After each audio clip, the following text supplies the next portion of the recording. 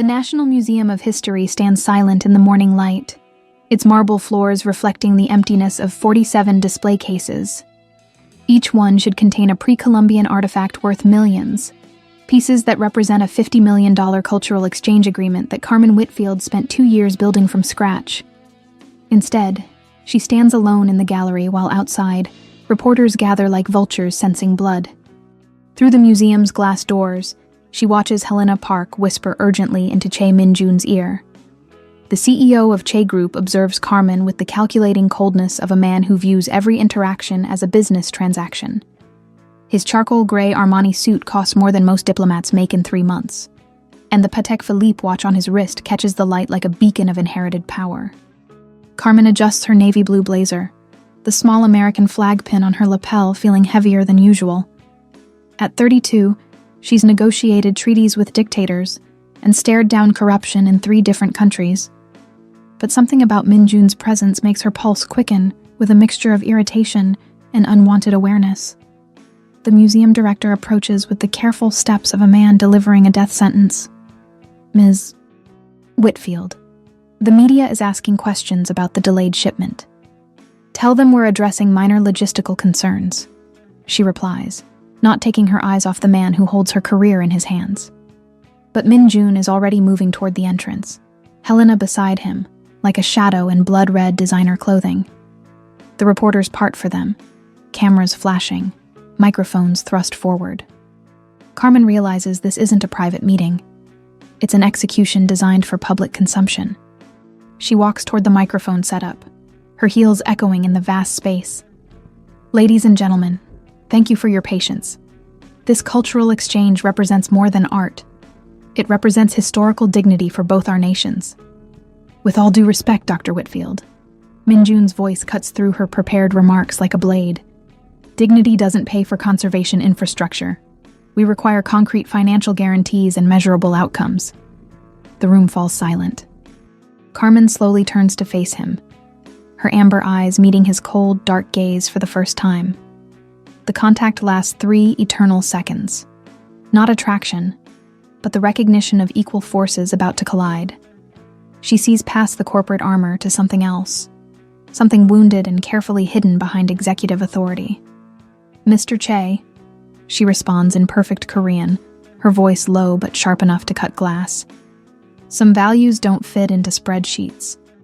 Perhaps that's why they're called priceless. The shocked silence that follows is broken by the rapid clicking of camera shutters. Helena's perfectly composed expression flickers with something like fear, and Min-jun's jaw tightens almost imperceptibly. How did this American diplomat learn to speak Korean with the fluency of a native? And what else is she hiding behind that diplomatic smile that could destroy everything he's spent years building? Can a cultural agreement survive when the 2 people negotiating it speak completely different languages of the heart? Subscribe to find out what happens when diplomatic immunity meets corporate power in the boardrooms and tea houses of Seoul. The American consulate in Yongu exists in the space between worlds. Korean efficiency meets American directness in hallways lined with portraits of presidents and maps of territories that feel impossibly distant from Seoul's neon-lit streets. Carmen's office overlooks the Han River, and on clear days, she can see the Lotte World Tower where Min-jun conducts his business like a modern emperor. 3 hours after the museum confrontation, Carmen sits across from Ambassador Robert Hayes, whose 58 years of diplomatic service have taught him to read the subtext in every international incident. His gray hair is perfectly styled, his traditional diplomatic suit pressed to military standards, but his eyes hold the warmth of a man who remembers what it's like to be young and idealistic. The Korean media is calling it the Great Cultural Standoff, Ambassador Hayes says, sliding a tablet across the mahogany desk. Your Korean response has been translated 17 different ways, all of them suggesting various levels of diplomatic aggression. Carmen scrolls through the headlines, her stomach sinking with each translation. American diplomat insults Korean business practices. Cultural exchange becomes international incident. Che Group CEO questions American negotiation ethics. Sir, I was protecting the integrity of... I know what you were protecting. Hayes leans back in his leather chair. The question is whether this cultural agreement is worth salvaging, or if we need to start planning damage control. Through her office window, Carmen watches the city that has become her home over the past 2 years. Seoul's contradictions mirror her own. Ancient palaces shadowed by glass towers, traditional tea ceremonies followed by business meetings conducted in 3 languages, honor codes that clash with global market demands. The artifacts matter, she says quietly, not just as museum pieces, but as symbols of respect between cultures. If we let this fail because one CEO thinks everything has a price tag, one CEO who controls 15% of Korea's construction industry and maintains significant political influence, Hayes' voice carries the weight of geopolitical reality. Carmen, I've known you since you were a junior attaché in Bogotá. You're brilliant, dedicated, and you care more about historical justice than your own career advancement. But sometimes caring isn't enough. The intercom buzzes with the secretary's voice. Ambassador, you have a call from the Che Foundation. They're requesting a private meeting with Dr. Whitfield. Hayes and Carmen exchange glances. In diplomatic circles, private meetings following public confrontations usually mean one of 2 things: genuine reconciliation or calculated destruction. Accept the meeting, Carmen says. But here, on neutral ground. Carmen, if he wants to negotiate, he can come to us. I won't be summoned to his corporate throne room like a junior executive. 2 hours later, Min Jun arrives at the consulate with an entourage that includes Helena, 2 legal advisors, and Park Soo-jin, his executive secretary, whose 28 years show in the competent way she manages chaos.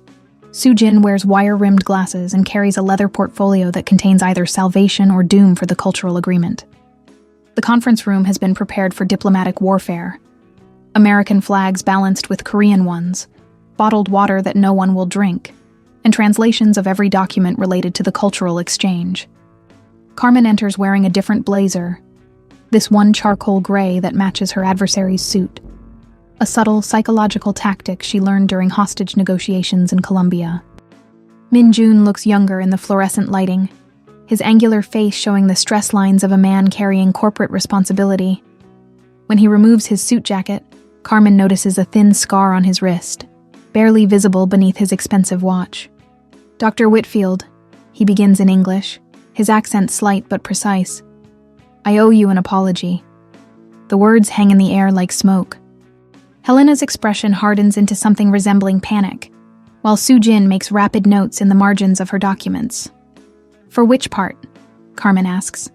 The public ambush, or the suggestion that American cultural values are naive? For allowing personal frustrations to affect professional judgment? Min Jun sits across from her, his hands folded with the precision of someone who learned self-control through necessity. The Che Foundation has invested significant resources in this cultural exchange because we believe in its importance. And yet you questioned its value in front of international media. I questioned the execution, not the concept. There's a difference.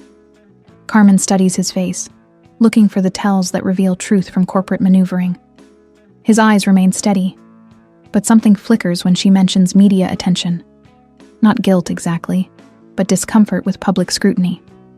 Mr. Che, let's establish some ground rules.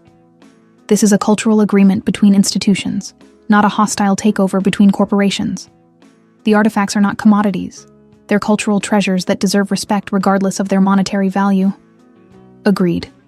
Provided you acknowledge that respect without proper funding becomes negligence. The Met's insurance requirements alone are covered by our existing protocols. Carmen slides a folder across the table. Everything you're asking for was addressed in our 3rd round negotiations. The question is whether you were listening, or if someone else was providing conflicting information. Min Jun's gaze flicks toward Helena so briefly that only someone trained in reading micro-expressions would catch it. In that moment, Carmen realizes this negotiation has layers she hasn't considered. Perhaps, Min Jun says carefully, we should schedule individual meetings to address specific concerns, away from external pressures. Helena starts to protest, but Soo-jin cuts her off with the gentle authority of someone who protects her employer from his own political mistakes. Sajangnim, your calendar is flexible tomorrow afternoon. Carmen finds herself agreeing to a private meeting with a man who either wants to salvage the cultural agreement or destroy her career with surgical precision. Either way, she's walking into unknown territory where diplomatic immunity might not protect her from the kind of warfare that happens in boardrooms instead of battlefields. But as Min-jun gathers his papers and prepares to leave, he pauses at the door. "Dr. Whitfield, you're Korean this morning. Where did you learn to speak with such precision?" The question catches her off guard, not because it's unexpected, but because his tone suggests genuine curiosity rather than strategic probing. "Language is a bridge," she replies. "I prefer building bridges to burning them." After they leave, Ambassador Hayes finds Carmen staring out at the city lights beginning to twinkle in the early evening. "What's your assessment?" "He's not what he appears to be," Carmen says. "There are contradictions. The public hardline versus private courtesy, the corporate reputation versus personal behavior. And Helena Park is managing him, not just advising him." "Meaning?" "Meaning this cultural agreement might be secondary to whatever game is being played inside the Che group. The question is whether I'm a pawn or a player." But what Carmen doesn't know as she prepares to meet Min-jun on neutral ground is that some games have been in motion for years, waiting for the right catalyst to trigger moves that will change everything.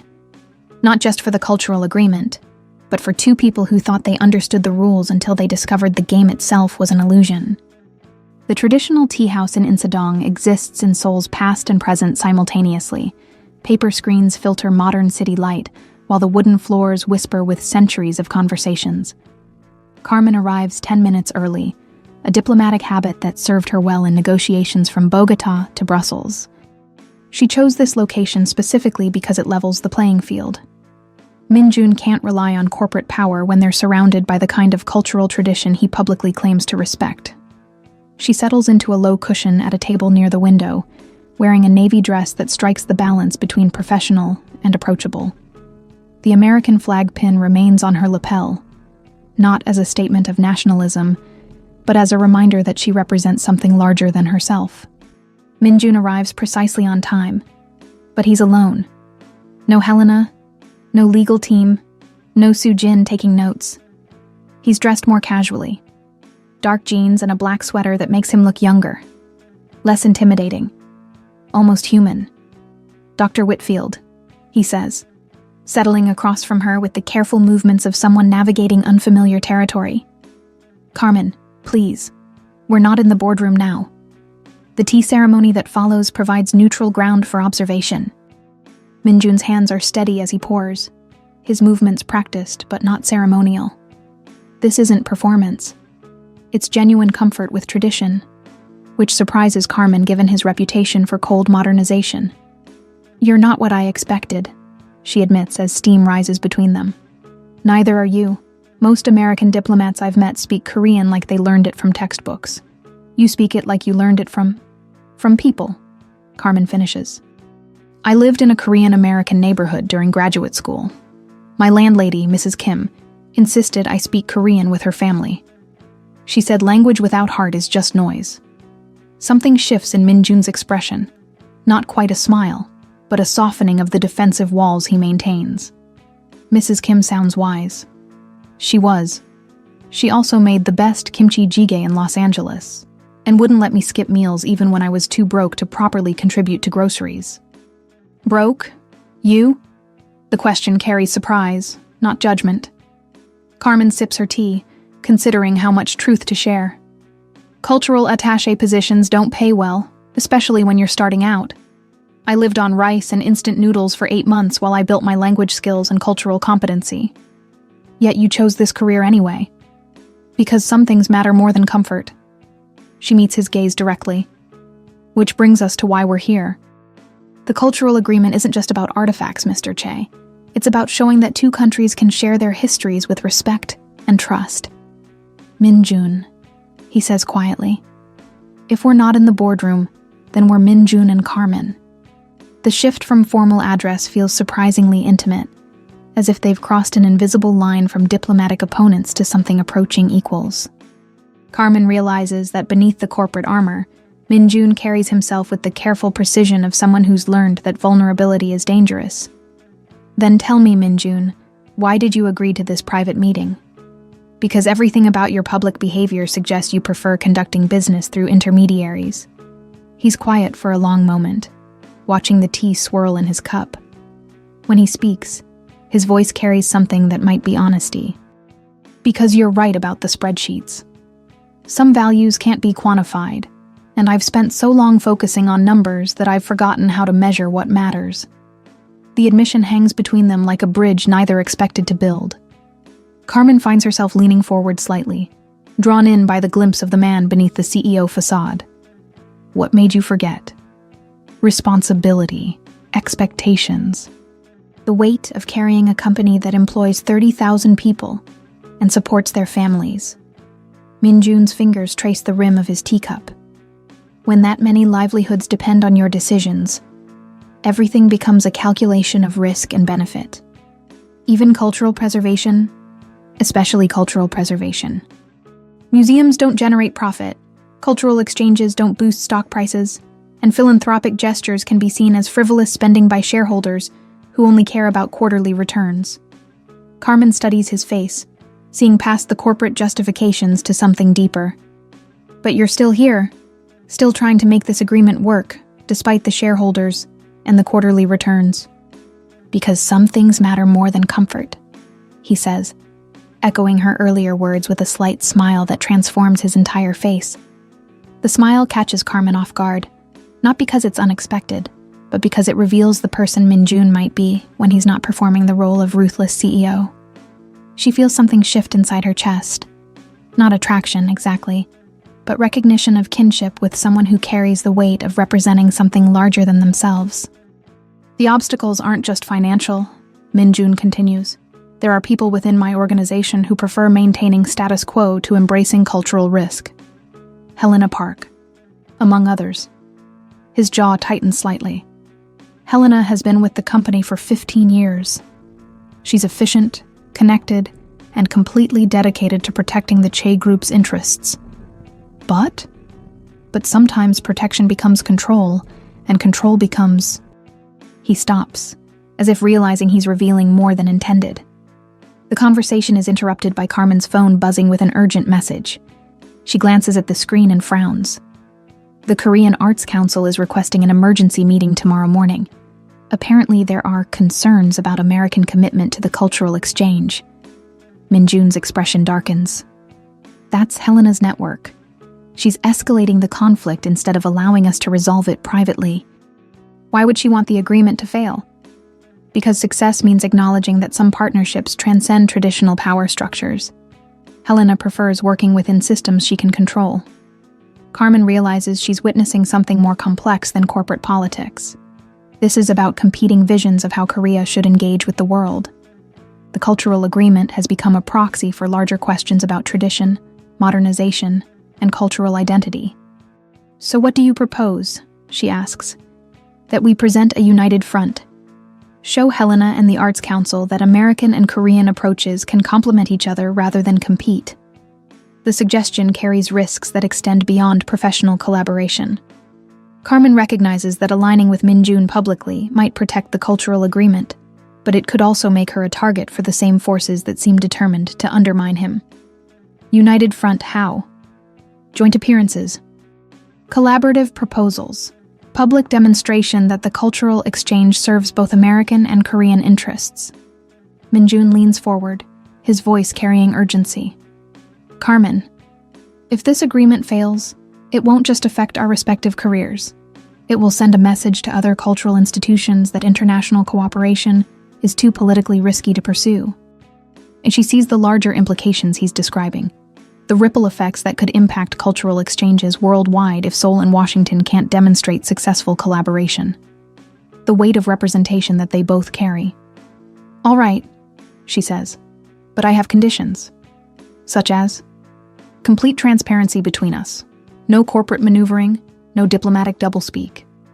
If we're going to work together, we work as partners, not as strategic assets manipulating each other for advantage. Min-jun extends his hand across the table. Partners. The handshake lasts longer than professional courtesy requires, both of them acknowledging that they've just committed to something that extends beyond the cultural agreement. As they prepare to leave the tea house, Carmen realizes that the most dangerous thing about Min Jun isn't his corporate power or political connections. It's the way his rare, genuine smile makes her forget that she's supposed to be protecting herself from exactly this kind of complication. But as they step into Seoul's neon-lit evening, neither of them notices the black sedan parked across the street, or the camera lens that has been documenting their meeting with the patience of someone who understands that the most valuable intelligence comes from watching powerful people reveal their vulnerabilities. Tomorrow's emergency meeting will be more than a discussion of cultural policy. It will be the beginning of a campaign designed to test whether their newfound partnership can survive the kind of pressure that turns allies into enemies and trust into the most dangerous currency of all. The Seoul Arts Council building resembles a fortress designed by architects who understood that cultural institutions need to project both accessibility and authority. Carmen arrives at 8:30 a.m., 30 minutes before the scheduled emergency meeting, only to discover that Min Jun has been waiting in the lobby since 8, reviewing documents with the focused intensity of a general preparing for war. He looks up as she approaches, and she notices the tension lines around his eyes that suggest a sleepless night. "Carmen, thank you for arriving early. I figured we'd need time to coordinate our approach," she replies, settling into the chair beside him. "What's our situation?" "Worse than I anticipated." Min Jun hands her a tablet displaying Korean news headlines. "The story has evolved overnight. We're no longer just dealing with questions about the cultural agreement." Carmen scrolls through the articles, her stomach sinking with each translation. American diplomats' secret Korean connections raise security questions. Che Group CEO abandons traditional advisors for foreign influence. Cultural exchange or cultural infiltration. Helena's network has been busy, she mutters. It's more than Helena. Someone has been feeding information to journalists, details about your background, your previous assignments, your language training. This is coordinated opposition designed to undermine both of our credibilities. Carmen looks at the photos accompanying the articles. Her graduate school apartment building in Los Angeles, the Korean American Community Center where she volunteered, even a picture of Mrs. Kim's family restaurant. Someone has been investigating her history with professional thoroughness. Who has access to this level of background intelligence? Government security services, corporate intelligence networks, anyone with the resources to conduct comprehensive surveillance. Min Jun's voice carries grim recognition. "Carmen, I think we've stumbled into something larger than cultural politics." Before she can respond, Park Soo-jin appears in the lobby, moving with the urgent efficiency of someone managing a crisis. Her usual composure shows cracks of strain, and she carries a leather portfolio that bulges with what looks like damage control documentation. "Sajangnim," she says quietly. The Arts Council members arrived early. They're already in conference with Director Kim. Director Kim Sung-ho, the man who questioned Carmen's background at the quarterly dinner, whose predatory smile and calculated questions suggested someone comfortable with using information as a weapon. Carmen realizes this meeting was orchestrated to put them at maximum disadvantage. "How many council members?" Min Jun asks. 7, plus Director Kim, Helena Sunbae, and 2 representatives from the Korean Cultural Protection Institute. Carmen does the math. 10 people aligned against their partnership, each with institutional authority and cultural credibility. Even if she and Min Jun present a united front, they'll be outnumbered 5-1 by people who've already decided the cultural agreement represents some kind of threat. "Any allies in the room?" Soo-jin's expression suggests the answer is no, but she phrases it diplomatically. Professor Lee from Seoul National University's Art History Department is present. She's typically neutral in cultural policy discussions. As they prepare to enter the conference room, Min Jun turns to Carmen with something like apology in his eyes. "I want you to know that regardless of what happens in there, I'm grateful for your partnership. The cultural agreement matters, but so does the principle we're defending." "Which principle?" "That cultural exchange should be driven by genuine respect, not political convenience." The conference room has been arranged for maximum intimidation. A long mahogany table with Carmen and Min Jun seated at one end, while their opponents spread across the opposite side like a tribunal. The Korean and American flags hang behind them, symbols that should represent cooperation, but today feel more like evidence of conflicting loyalties. Director Kim opens the session with the formal courtesy that makes Korean confrontation particularly devastating. Dr. Whitfield, Mr. Che, thank you for joining us to address concerns that have arisen regarding the proposed cultural exchange. Helena sits 2 seats to Kim's right, her blood-red blazer standing out like a declaration of war. Her smile never reaches her eyes as she opens her leather portfolio and arranges documents with surgical precision. The primary concern, Kim continues, relates to questions about the cultural and security implications of American involvement in Korean cultural preservation. Specifically, Helena adds, her voice carrying the authority of someone who's prepared for this moment. Questions about Dr. Whitfield's extensive connections to Korean American communities and whether these relationships represent appropriate cultural appreciation or inappropriate cultural infiltration. Carmen feels her temper flare, but Ambassador Hayes's voice echoes in her memory. Never let them see anger. Convert fury into precision. Director Kim, could you clarify what you mean by inappropriate cultural infiltration? The concern is whether American diplomatic interest in Korean cultural artifacts represents genuine scholarly appreciation or strategic intelligence gathering disguised as cultural exchange. The accusation hangs in the air like smoke from a fired gun. Carmen realizes they're not just questioning her professional competence. They're suggesting she's a spy using cultural diplomacy as cover for intelligence operations. That's a serious allegation, Min-jun says quietly, his voice carrying warning. Are you prepared to provide evidence for such claims? We're prepared to share information that raises legitimate questions about the appropriateness of Dr. Whitfield's involvement in sensitive cultural matters. Helena slides a photograph across the table. Carmen recognizes it immediately, herself at age 25, standing with Mrs. Kim's family outside their restaurant in Los Angeles. But the context has been removed, the innocent cultural exchange reframed as something suspicious. This photograph shows Dr. Whitfield maintaining extensive social connections with Korean nationals during her graduate studies, connections that continued even after she began her diplomatic career.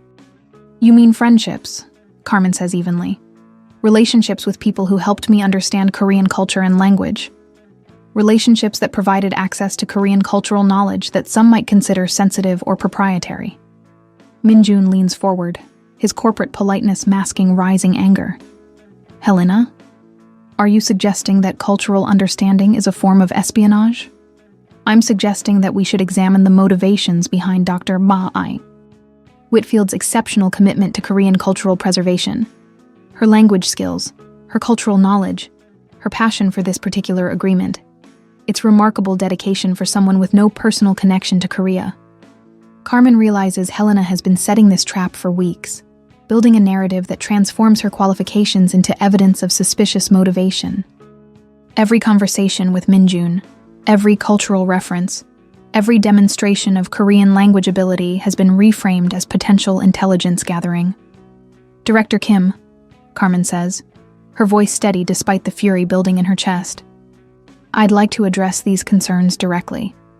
My commitment to Korean cultural preservation comes from the same source as my commitment to cultural preservation worldwide. The belief that human heritage belongs to humanity, not to political interests.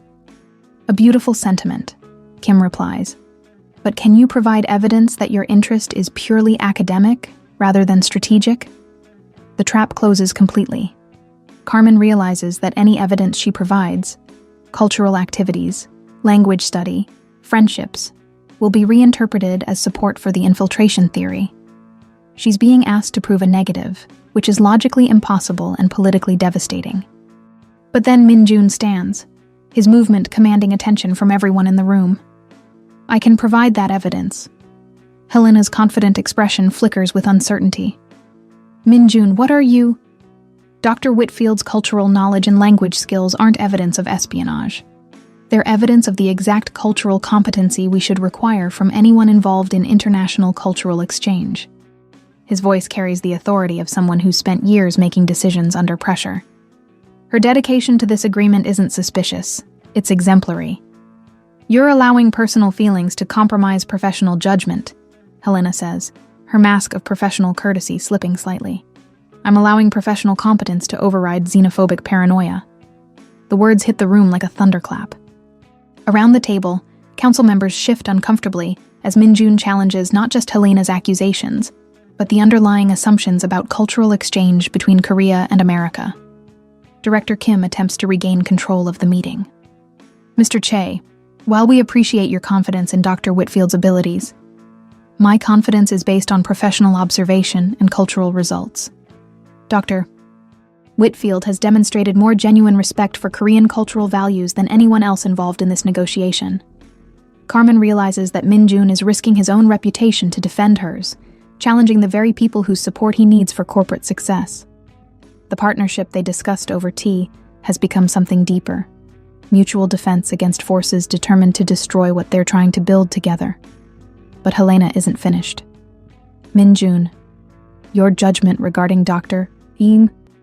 Whitfield may be compromised by factors beyond professional assessment.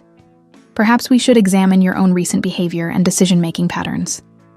The threat is subtle but clear. Challenge our narrative about Carmen, and we'll create a narrative about you. Carmen sees the calculation in Helena's eyes and realizes this was always the real target. Not the cultural agreement, but Min-jun himself. What are you suggesting, Helena? Min-jun asks, his voice dangerously quiet. I'm suggesting that your recent departure from established corporate protocols, your private meetings with foreign diplomats, your willingness to risk company reputation for personal projects, these behaviors represent a pattern that concerns those of us dedicated to protecting the Che Group's interests. Carmen understands the game now. Destroy the cultural agreement by destroying the people supporting it. Make their partnership so politically toxic that continuing the negotiation becomes impossible. But she also sees something Helena has miscalculated. The way the other council members are watching this confrontation with growing discomfort. These are academics and cultural preservationists, not corporate politicians.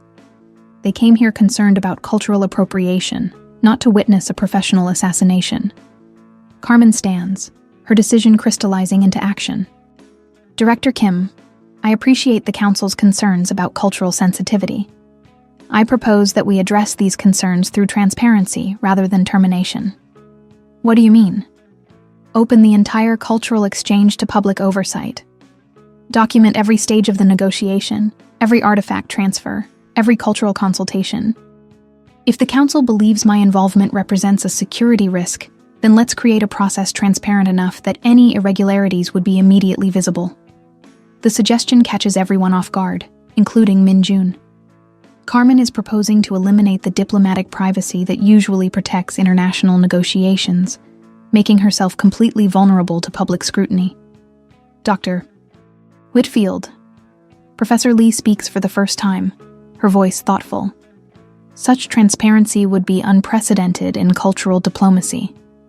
So is public questioning of a diplomat's cultural competency based on her language skills and international friendships. Carmen meets the professor's gaze directly. If we're going to establish new precedents, let's establish ones that serve cultural preservation, rather than cultural paranoia. Helena realizes the momentum of the meeting has shifted. The council can't authorize such unprecedented transparency without extensive consultation. Then consult, Min-jun says. Dr. Whitfield has proposed a solution that addresses every concern raised while maintaining the cultural agreement's integrity. The question is whether this council prioritizes cultural preservation or political maneuvering.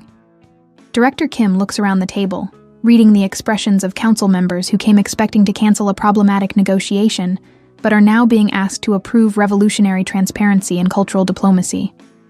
We'll need time to consider this proposal, he says finally.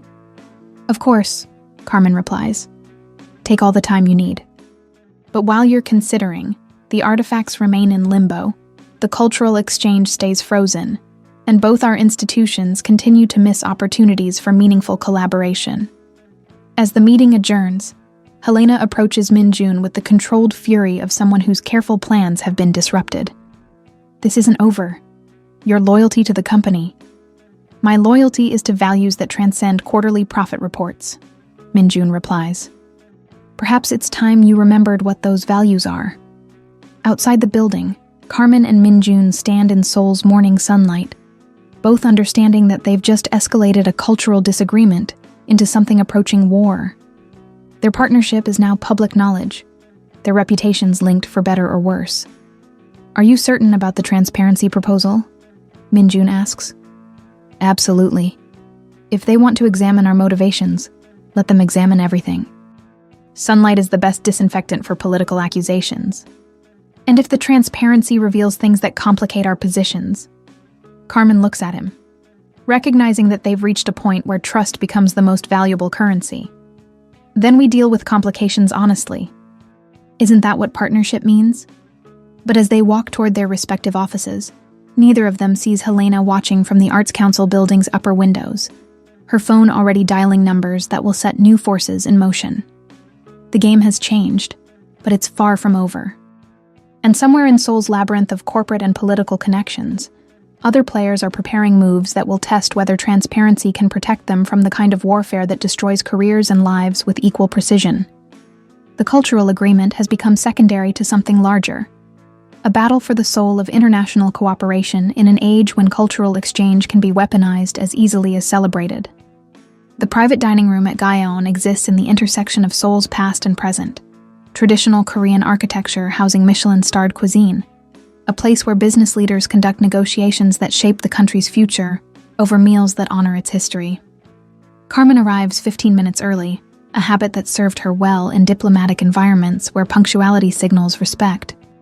She chose this location specifically because it levels cultural playing fields. Neither American corporate power nor Korean institutional authority matters much when you're sitting on floor cushions sharing banchan with someone who's become more than a negotiating partner. Min-jun enters precisely on time, but his usual corporate composure shows stress fractures. His suit is impeccable, but Carmen notices he's removed his tie, and the expensive watch on his wrist seems less like a status symbol and more like armor against uncertainty. "Thank you for arranging this," he says, settling across from her with the careful movements of someone navigating emotional terrain as unfamiliar as diplomatic protocol. "After this morning's ambush, we needed neutral ground." Carmen pours tea with movements Mrs. Kim taught her years ago. Ceremony as diplomacy. Ritual as bridge building. "How are you handling Helena's escalation campaign?" "About as well as you'd expect from someone discovering that 15 years of trust was actually 15 years of careful manipulation." The admission carries weight that goes beyond corporate politics. Carmen realizes that Helena's betrayal cuts deeper than professional disagreement. It represents the shattering of assumptions about loyalty and protection that Min-jun built his leadership style around. The meal arrives in waves. Kimchi jjigae that fills the room with the complex aromas of fermentation and comfort. Bulgogi that requires shared cooking over the table's built-in grill. Banchan that encourages conversation through the intimacy of sharing small dishes. Carmen watches Min-jun navigate the meal with natural grace, his earlier tension easing as the traditional setting works its diplomatic magic. "This kimchi," he says after the first spoonful of jjigae, "tastes exactly like my grandmother's recipe." "Good kimchi is like good diplomacy," Carmen replies. "Takes time, requires patience, and gets better with age." Min-jun actually laughs, the first genuine expression of joy she's seen from him since they met. The sound transforms his face, revealing the person he might be, without the weight of corporate responsibility and family expectations. "Carmen, can I ask you something personal?" She nods, recognizing that their partnership has reached the point where professional boundaries need to expand to include human curiosity. "Why Korea? Your career could have taken you anywhere. Europe, South America, Asia Pacific. What drew you specifically to Korean culture and diplomacy?" The question touches something Carmen rarely discusses with professional colleagues. She considers how much truth to share with someone whose trust she needs, but whose long-term place in her life remains uncertain. "My parents," she says finally. "I lost them when I was 19. A diplomatic convoy attack in Somalia. Dad was a cultural attaché. Mom was a humanitarian coordinator. They died trying to protect historical artifacts from destruction during civil conflict." Min-jun's expression shifts from curiosity to something approaching comprehension. "Cultural preservation became personal for you. It became essential. Watching my parents die for the principle that human heritage transcends political boundaries. It changes how you understand the stakes involved in cultural diplomacy. Is that why you speak Korean so well? Why you understand cultural nuance that most diplomats treat as professional necessity rather than personal mission? Carmen nods, surprised by how accurately he's read her motivations. Mrs. Kim and her family didn't just teach me language. They taught me that cultural understanding requires emotional investment, not just intellectual study. They showed me that preserving culture means preserving the human connections that give artifacts meaning. Minjun is quiet for a long moment, using his chopsticks to arrange banchan while processing her revelation. When he speaks, his voice carries reciprocal honesty. I envy you that clarity of purpose. I've spent 10 years running a company because it was expected, protecting family legacy because it was required, making decisions that serve shareholders rather than values. What would you do if expectations weren't a factor? Build things that last beyond quarterly reports. Create cultural institutions that serve communities rather than profit margins. He pauses. Maybe partner with idealistic diplomats on projects that matter more than stock prices. The admission hangs between them like a bridge neither expected to construct. Carmen realizes that Minjun's support for the cultural agreement isn't just professional courtesy. It represents his attempt to align corporate resources with personal values. The transparency proposal, she says. Are you certain you're prepared for that level of scrutiny? Because once we open the negotiations to public oversight, everything becomes visible. Your motivations, your corporate decisions, your personal investment in this partnership. Let them look, Minjun says with quiet determination. I'm tired of conducting business in shadows, tired of protecting interests that don't align with principles. Their conversation is interrupted by Minjun's phone buzzing with an urgent message. His expression darkens as he reads the screen. What is it? Helena has called an emergency board meeting for tomorrow morning. She's presenting a motion of no confidence in my leadership based on recent erratic decision-making and compromised judgment regarding foreign partnerships. Carmen sets down her chopsticks, understanding the escalation Helena has chosen. She's using our partnership as evidence that you're unfit to lead the company. More than that, she's suggesting that my commitment to the cultural agreement represents prioritizing personal relationships over corporate responsibilities. The implication is clear but unspoken. Helena is suggesting that Minjun's defense of Carmen represents romantic compromise of professional judgment. Whether or not it's true, the accusation alone could destroy both their careers. What do you need from me? Carmen asks. Distance. Public professional distance that demonstrates our partnership is based on institutional merit rather than personal attachment. Absolutely not. Minjun looks at her with surprise. Carmen, if you maintain support for me, Helena will use that as evidence supporting her motion. Your diplomatic career will survive whatever Helena throws at it, because diplomatic careers are built on results, not gossip. Corporate leadership, on the other hand, requires board confidence, which means you need allies, not strategic abandonment. You're suggesting we maintain the partnership despite the political risk? I'm suggesting we accelerate the partnership. Give Helena so much transparency and public accountability that her accusations become obviously false. Make the cultural agreement so visible and successful that opposing it becomes politically untenable. Minjun stares at her as if she's suggested they declare war on Seoul itself. That would require presenting joint public statements, coordinated media appearances, complete integration of our negotiation strategies. Yes, full partnership, complete transparency, and results that speak louder than Helena's accusations.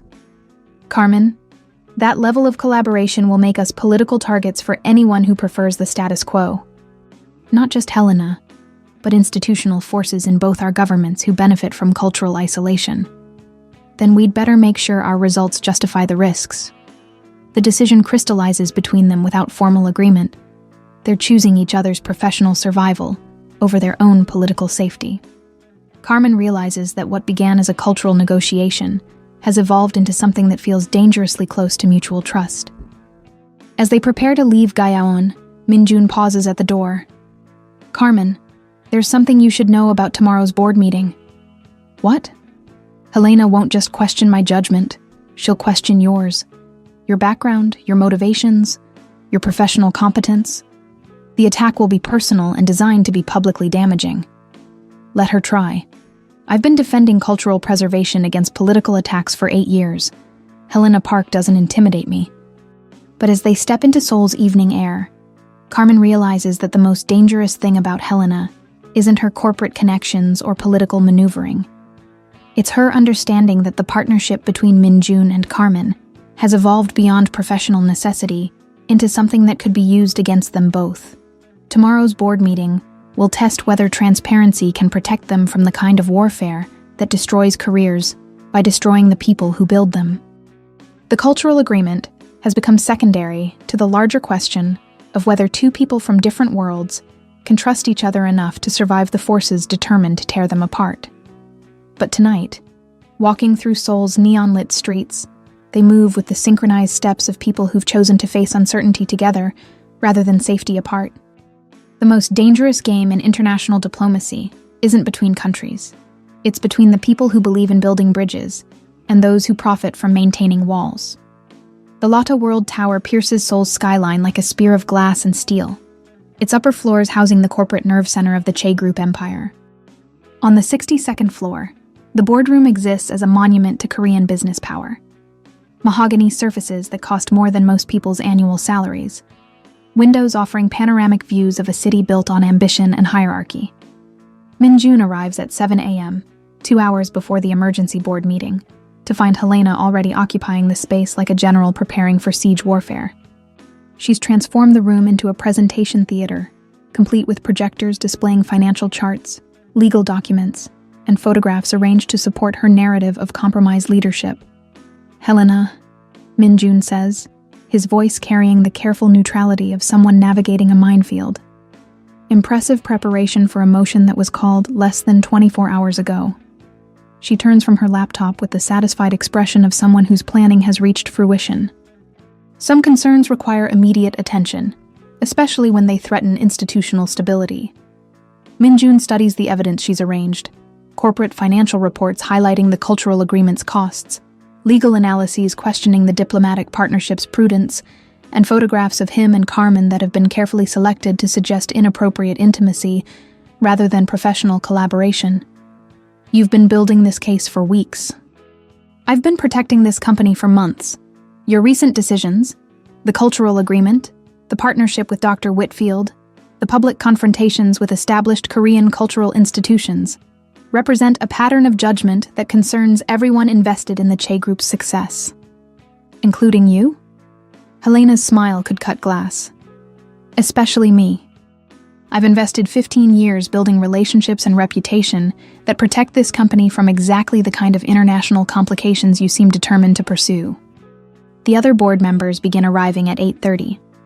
Director Kim from yesterday's Arts Council confrontation, 3 senior executives whose loyalty to Min-jun has been purchased with stock options and performance bonuses, 2 external advisors whose independence depends on maintaining neutrality, and Min-jun's mother, Han Young-suk, whose presence adds family authority to corporate proceedings. Young-suk enters with the regal bearing of someone who built the Che Group's cultural reputation through decades of strategic philanthropy. At 65, she remains formidable, silver hair styled to perfection, traditional Korean dress that signals respect for ceremony, and the kind of quiet authority that makes corporate executives defer without question. Mother, Min-jun says, standing as she takes her seat at the head of the table. Min-jun, she replies, her tone carrying affection tempered by concern. I understand we're addressing questions about recent business decisions. Helena activates her presentation with the precision of someone who's rehearsed every transition. Esteemed board members, thank you for accommodating this urgent session. The matters we're discussing today concern fundamental questions about leadership judgment and corporate risk management. The first slide displays financial projections showing the cultural agreement's cost without corresponding revenue generation. Helena's analysis makes the project appear financially irresponsible rather than culturally valuable. As you can see, the proposed cultural exchange requires significant capital investment with no direct return on investment. While cultural philanthropy serves important social functions, the scale and scope of this commitment exceed established parameters for charitable giving. Director Kim nods, with the satisfaction of someone whose earlier concerns are being validated. The financial exposure alone raises questions about fiscal responsibility. More concerning, Helena continues, advancing to the next slide, are the partnership protocols that have developed around this agreement. Normal corporate policy requires legal review and board approval for international partnerships that involve this level of institutional commitment. The slide displays a timeline showing Minjun's meetings with Carmen, each interaction labeled as unilateral decision-making and departure from established protocols. The visual narrative suggests reckless abandonment of corporate governance rather than effective leadership. Young-suk examines the timeline with the analytical precision of someone who built a business empire through careful attention to detail. Minjun, were these meetings conducted with appropriate legal consultation? They were conducted with appropriate diplomatic consultation, Mother. The cultural agreement requires cultural competency, not just legal compliance. Cultural competency provided by a foreign diplomat whose qualifications and motivations remain questionable, Helena interjects, advancing to her most damaging evidence. The next series of slides displays Carmen's background investigation, her parents' death in Somalia, her language training in Los Angeles, her previous diplomatic assignments, and her connections to Korean American communities. But Helena's presentation reframes each qualification as potential security risk. Dr. Whitfield's exceptional Korean language skills and cultural knowledge raise questions about her preparation for this assignment. Such comprehensive cultural competency typically requires years of specialized training that exceeds normal diplomatic preparation. You're suggesting she's overqualified for cultural diplomacy? Minjun asks, his voice carrying dangerous quiet. I'm suggesting her qualifications pattern suggests purposes beyond cultural diplomacy. Combined with her extensive network of Korean connections and her parents' background in intelligence-adjacent diplomatic roles, her involvement raises legitimate security questions. The accusation hangs in the boardroom air like smoke from a fired weapon. Helena is suggesting that Carmen represents American intelligence interests disguised as cultural exchange, making Minjun's partnership not just professionally naive, but potentially treasonous. Young-suk leans forward with the focused attention of someone processing threatening information. Helena, are you saying this American diplomat poses a national security risk? I'm saying her background and behavior pattern warrant careful examination before we commit institutional resources to partnerships that could compromise Korean cultural sovereignty. Minjun realizes that Helena has elevated the stakes beyond corporate politics. She's suggesting that supporting Carmen makes him complicit in potential cultural espionage. The accusation is designed to destroy not just their professional partnership, but his standing as a Korean business leader. Helena, these accusations require evidence, not speculation. The evidence is Dr. Whitfield's own behavior. Her aggressive pursuit of this particular cultural agreement, her exceptional preparation for Korean negotiations, her immediate trust building with Korean institutions. It suggests advanced intelligence gathering that exceeds normal diplomatic preparation. The boardroom falls silent as members process the implications. Minjun recognizes that Helena has constructed a narrative that transforms Carmen's competence into evidence of ulterior motives, her cultural understanding into proof of suspicious preparation. But Young-suk's voice cuts through the speculation with the authority of someone who's navigated Korean politics for 4 decades. Helena, have you shared these concerns with appropriate government security agencies? I've made preliminary inquiries to determine whether formal investigation might be warranted. The admission changes everything. Helena hasn't just criticized Carmen's qualifications, she's initiated government scrutiny that could destroy both the cultural agreement and Carmen's diplomatic career. Minjun realizes that his attempt to defend Carmen might have triggered security investigations that neither of them can control. Mother, Minjun says, standing with the formal precision of someone making official statements. I request the opportunity to address these accusations directly. Young-suk nods, recognizing that her son's response will determine not just his corporate future but his family standing. Proceed. Dr. Whitfield's cultural competency isn't evidence of espionage. It's evidence of the exact preparation we should require from anyone involved in sensitive cultural negotiations. Her background investigation, which Helena has apparently conducted without authorization, reveals someone whose personal investment in cultural preservation aligns perfectly with institutional values. Personal investment that includes extensive emotional connections to Korean culture and Korean people, Helena counters. Connections that could compromise her objectivity regarding American versus Korean interests. Or connections that demonstrate genuine respect for cultural partnership rather than cultural extraction. Minjun moves to Helena's presentation display and advances to a slide she hasn't shown yet. Financial records indicating the cultural agreement's long-term value to Korean cultural institutions. The board should also review the complete financial analysis, not just the cost projections Helena has presented. The cultural agreement generates international prestige, diplomatic goodwill, and institutional relationships that benefit Korean cultural authority worldwide. Director Kim examines the hidden financial data with growing interest. These projections suggest significant intangible value that wasn't included in Helena's analysis. Because intangible value doesn't appear on quarterly reports, Minjun replies, but it builds the kind of international reputation that attracts cultural partnerships, academic collaborations, and diplomatic opportunities that serve Korean interests for decades. Young-suk studies her son's presentation with the calculating expression of someone weighing business prospects against political risks. Minjun, assuming Dr. Whitfield's motivations are genuine. Can you guarantee that this partnership serves Korean interests rather than American interests? I can guarantee that cultural preservation serves human interests that transcend national boundaries. The artifacts we're discussing represent pre-Columbian American heritage being shared with Korean cultural institutions. This isn't zero-sum competition. It's collaborative preservation. Helena realizes that Minjun's response is shifting the board's focus from security paranoia to cultural opportunity. The question isn't whether cultural preservation serves abstract human interests. The question is whether this specific partnership serves Korean institutional interests, or whether it serves American diplomatic objectives that happen to benefit Dr. Whitfield's career advancement. The accusation strikes at the heart of Minjun's defense, whether his support for Carmen represents institutional judgment or personal compromise. Around the boardroom table, members wait for his response to the most dangerous question Helena has raised. Minjun looks directly at his mother, understanding that his next words will define his leadership and possibly his relationship with the family business. The cultural agreement serves Korean interests because cultural authority is built through cultural generosity.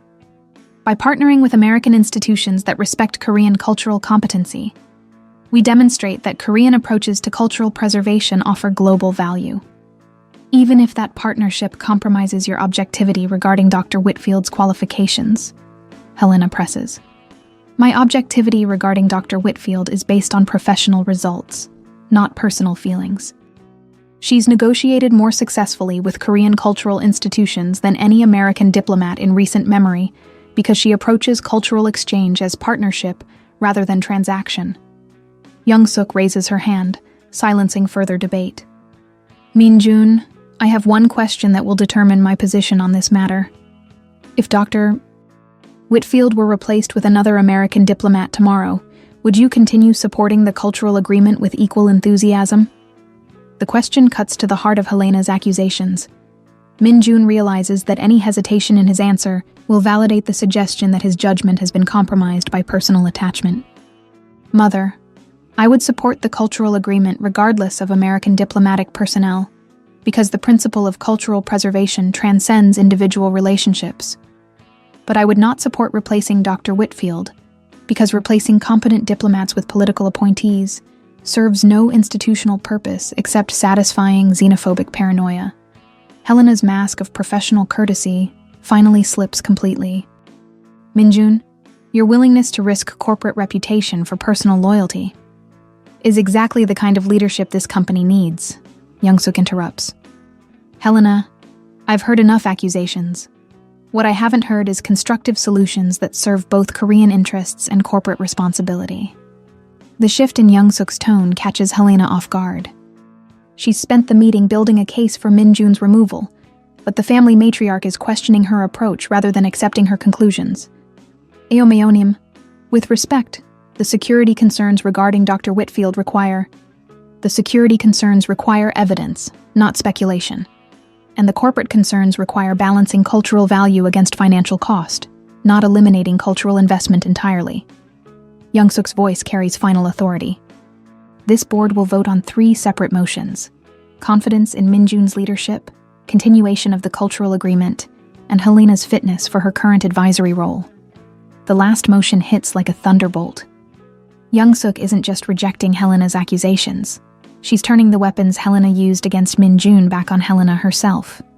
The vote will be conducted by secret ballot in 15 minutes. Board members will consider whether loyalty to institutional values requires supporting leadership that takes calculated risks for cultural advancement, or whether risk aversion should override opportunities for international cultural authority. As the board prepares for voting, Min-jun realizes that his mother has transformed Helena's coup attempt into a referendum on corporate vision. The cultural agreement has become secondary to larger questions about whether the Che Group will embrace international cultural leadership or retreat into conservative protectionism. But Helena isn't finished. As the ballots are distributed, she makes one final play that will determine whether the partnership between Min-jun and Carmen survives the morning. Before the vote, board members should know that Dr. Whitfield's transparency proposal includes public disclosure of all meeting records, financial arrangements, and personal communications related to the cultural agreement. That level of scrutiny will expose every board member's involvement in these decisions to international media attention. The threat lands with surgical precision. Helena is suggesting that supporting Min-jun means accepting personal exposure to the same media scrutiny that could destroy careers and reputations. It's a final gambit designed to make supporting the cultural agreement too personally dangerous for board members to risk.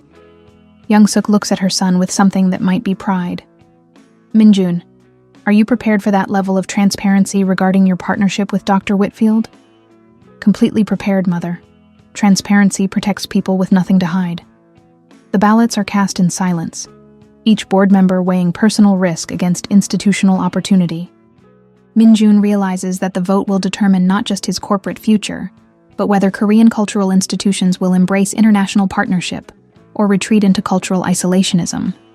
But as the votes are counted, no one in the boardroom realizes that Carmen is simultaneously facing her own crisis 3 miles away at the American consulate, a crisis that will test whether their partnership can survive attacks from both sides of the cultural divide they're trying to bridge. The American consulate's conference room has been converted into a war room, complete with secure communication links to Washington, legal documents spread across mahogany surfaces like battle plans, and the kind of tense atmosphere that precedes career-ending decisions. Carmen sits at the head of the table wearing her most formal diplomatic attire. Navy blazer, American flag pin positioned with military precision, and the composed expression of someone who's learned to mask fury behind professional courtesy. Ambassador Hayes paces behind her chair with the restless energy of someone whose diplomatic career depends on managing an international incident that's spiraled beyond normal damage control protocols.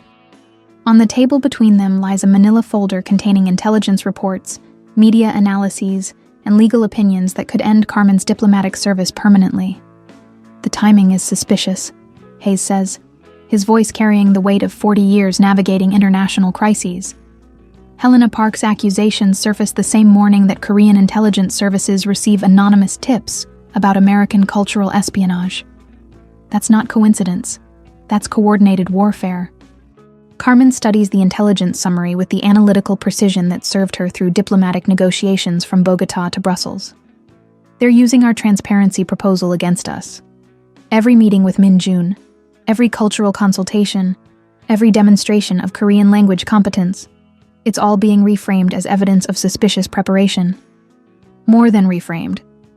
These reports suggest that your parents' deaths in Somalia were connected to intelligence-gathering operations, not humanitarian work. They're questioning whether your entire diplomatic career has been a cover for cultural espionage. The accusation strikes at Carmen's deepest vulnerability, the memory of parents who died protecting human heritage from political destruction.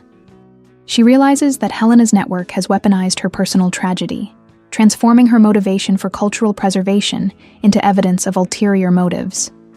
Sir, my parents were killed protecting museum artifacts from militia groups who wanted to sell cultural heritage on the black market.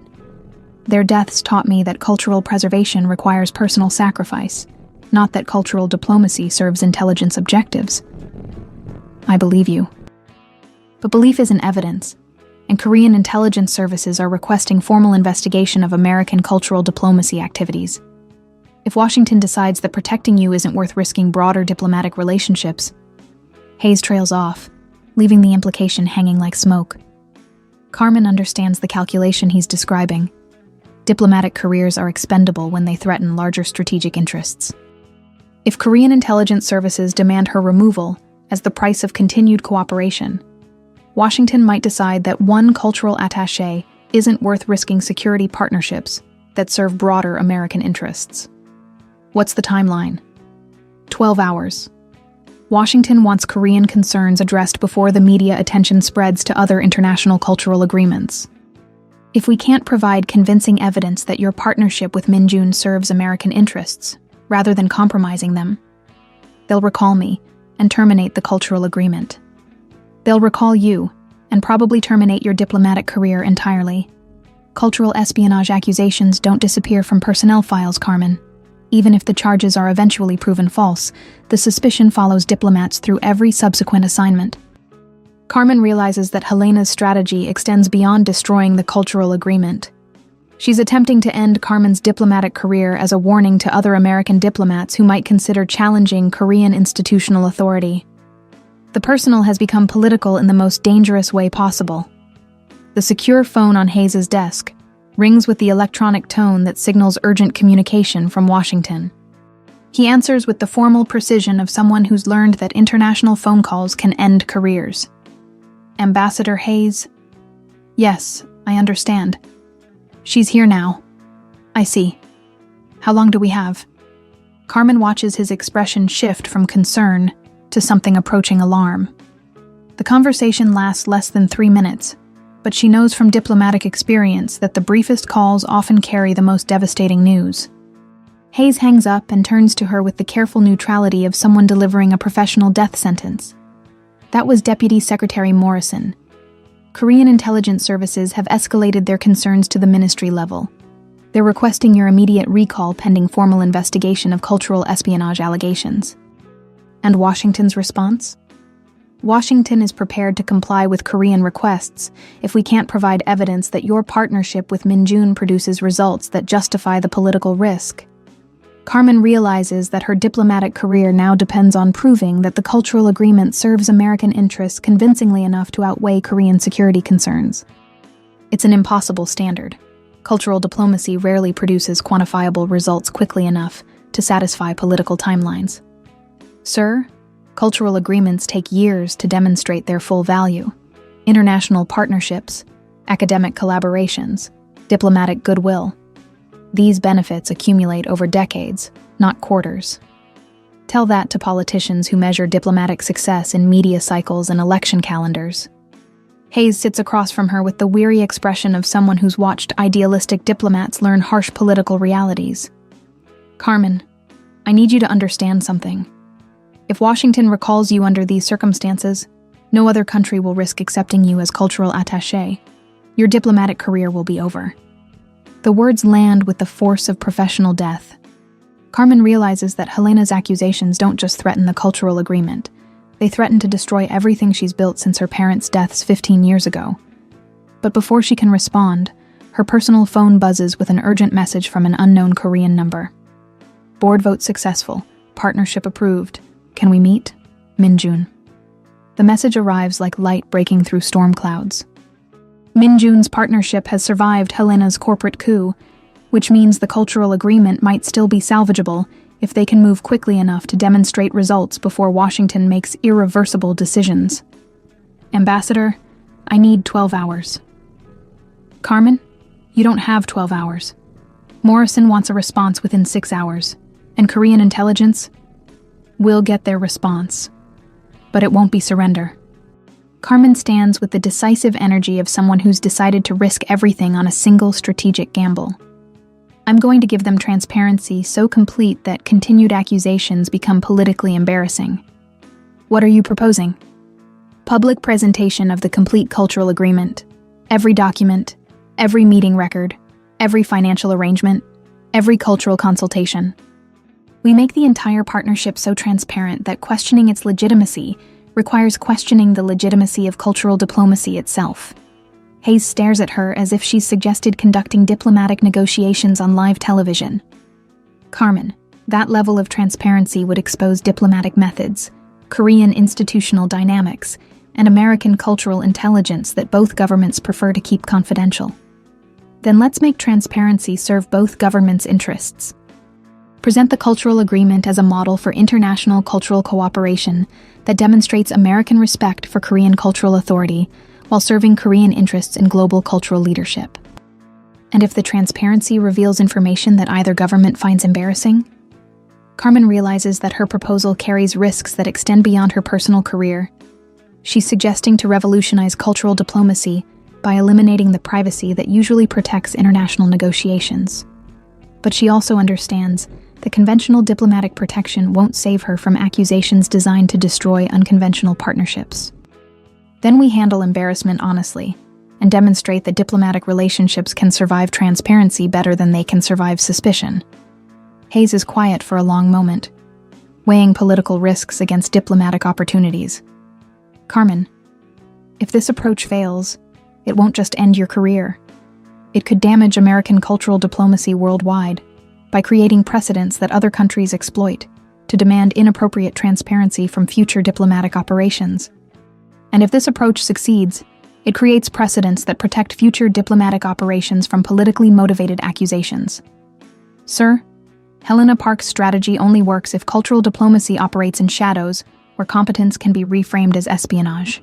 Transparency eliminates those shadows.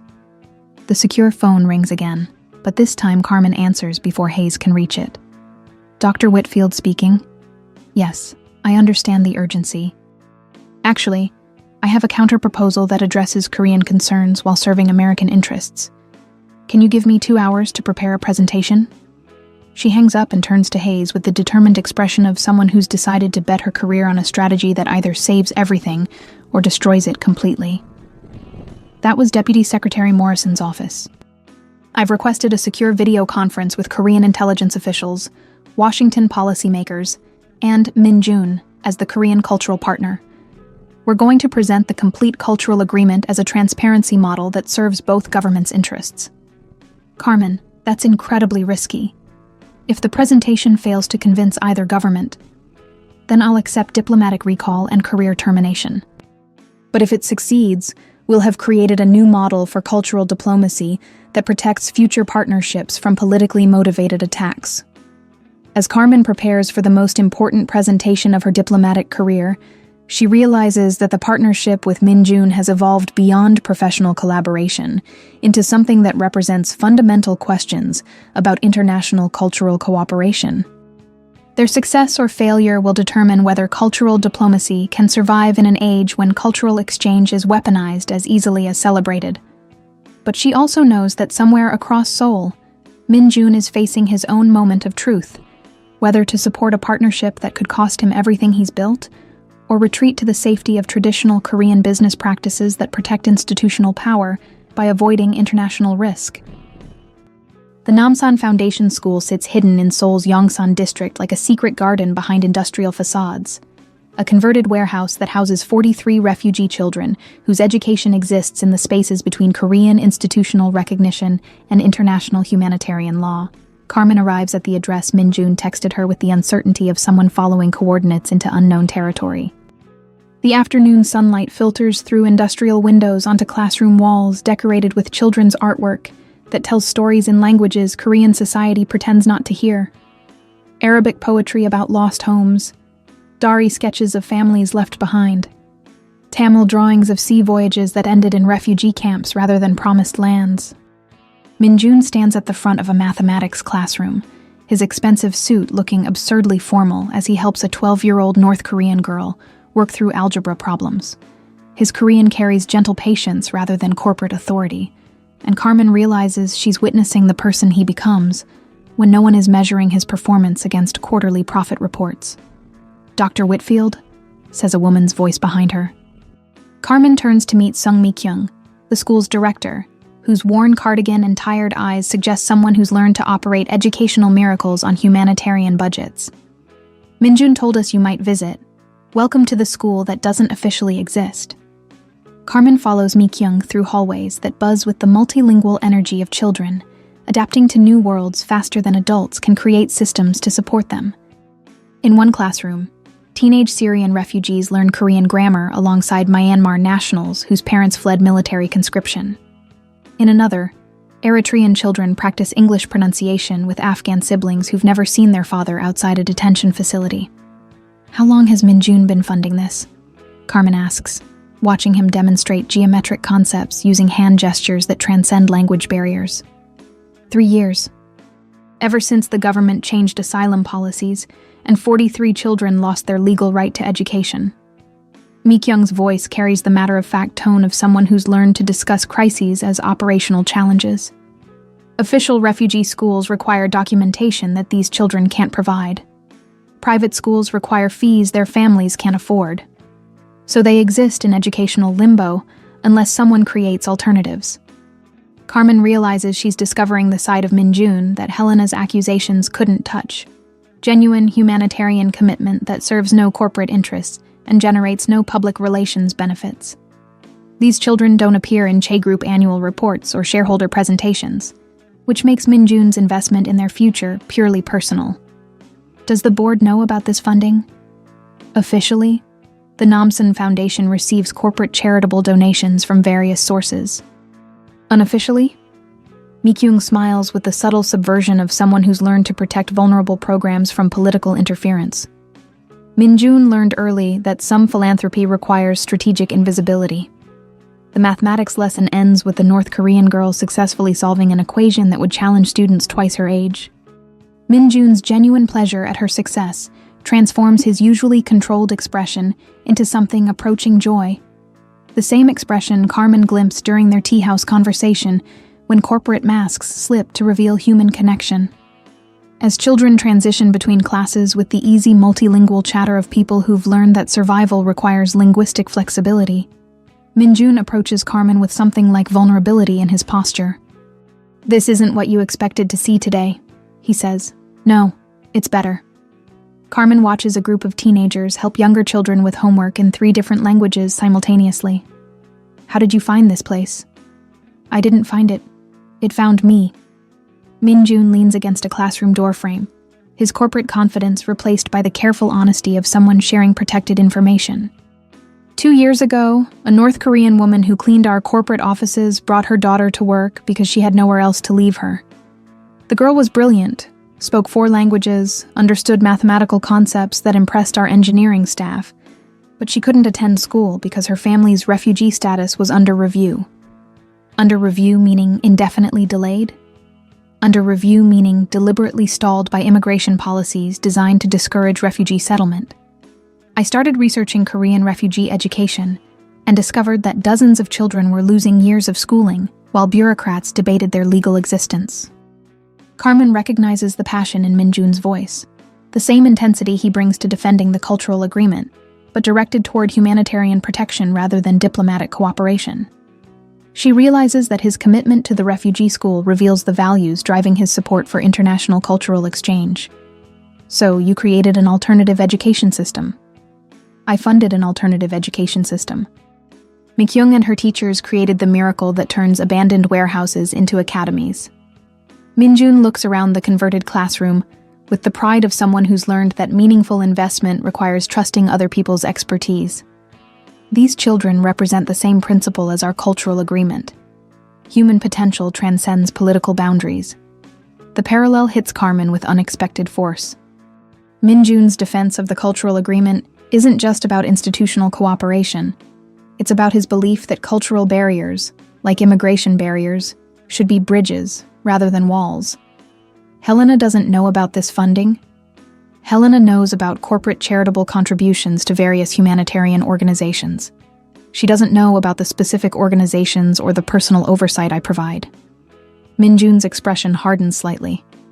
After today's board meeting, I suspect that will change. Carmen realizes that Helena's investigation of Min-jun will likely expose the refugee school funding, which could be reframed as either admirable philanthropy or questionable resource allocation, depending on the corporate narrative Helena chooses to construct. "Are you concerned about political exposure?" I'm concerned about these children losing educational support because Korean politics treats refugee assistance as controversial rather than humanitarian. Minjun watches teenagers help elementary students with language homework. Their easy multilingual collaboration, demonstrating integration possibilities that political rhetoric denies. If supporting refugee education becomes politically toxic, then Korean cultural values need examination, not refugee children. The statement carries the same moral clarity that Minjun brought to defending Carmen against Helena's accusations. Carmen realizes that his partnership with her represents part of a larger pattern: willingness to risk political safety for principles that transcend national self-interest. Their conversation is interrupted by commotion in the main hallway. Mi Kyung approaches with the controlled urgency of someone managing crisis without alarming children. Minjun, we have visitors. 3 men in suits claiming to represent Korean education authorities. They want to inspect our undocumented educational activities. The timing feels too convenient to be coincidental. Carmen suspects that Helena's network has discovered the refugee school and chosen this moment, during the cultural agreement crisis, to create additional pressure on Minjun's reputation. What do they want specifically? Minjun asks, his voice shifting into executive mode. Documentation of student enrollment, proof of teacher certification, verification of curriculum compliance with Korean educational standards. Mi Kyung's ironic tone suggests she understands the impossibility of providing documentation for children whose legal existence remains under review by the same government agencies now demanding educational compliance. Carmen recognizes the trap being constructed. Minjun will be forced to either expose the refugee school to regulatory scrutiny that could close it, or admit to operating educational programs outside Korean legal frameworks. Either choice providing Helena with evidence of irregular corporate behavior. Can I see these education authorities? Carmen asks. Minjun looks at her with surprise. Carmen, you're already facing government scrutiny. Getting involved with this is exactly what cultural attachés are trained to handle. Education across international boundaries is cultural diplomacy, which makes refugee education partially within my professional purview. The explanation is technically accurate but strategically risky. Carmen is suggesting that her diplomatic authority extends to protecting educational programs that serve children from multiple countries, including North Korea, a claim that could either legitimize the refugee school or provide additional evidence for Helena's espionage accusations.